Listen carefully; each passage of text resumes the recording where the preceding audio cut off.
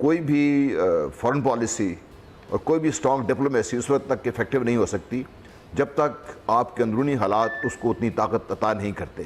क्योंकि सबसे ज़्यादा ताकत आपके बातों में नहीं होती, सबसे ज़्यादा ताकत वो होती है जो आप लेकर चलते हैं, और उसमें आपके मुल्क के अंदरूनी हालात स्टेबल होना बहुत लाजमी है, नंबर एक। नंबर दो, फिर आपका उन लोगों के साथ रब्ता जो आपके साथ हम ख्याल हैं इस सिलसिले में, वो स्ट्रॉन्ग होना बहुत लाजमी है। ये हमारी खुशकिस्मती है कि चीन पहले, हमसे भी पहले चीन ने सारे ट्रंप साहब के बयान को रद्द कर दिया, और उसके बाद कल देखा कि हमने रूस भी इसमें खुल के सामने आ गया।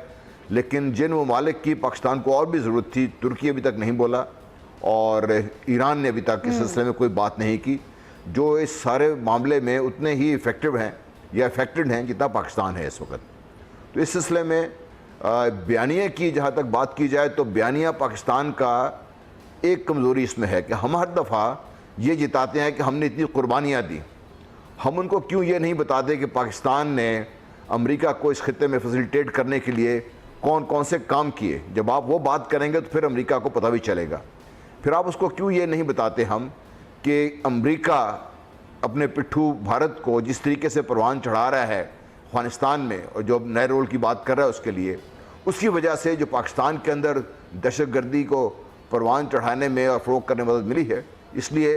ये बात पाकिस्तान ने, क्योंकि पहले हम डेवलप नहीं कर सके, हमारी गवर्नमेंट ने ये बात नहीं की, इसलिए इस बयानी में जब ये बात करते हैं तो ये इतनी स्ट्रॉन्ग बात खुल के सामने नहीं आई।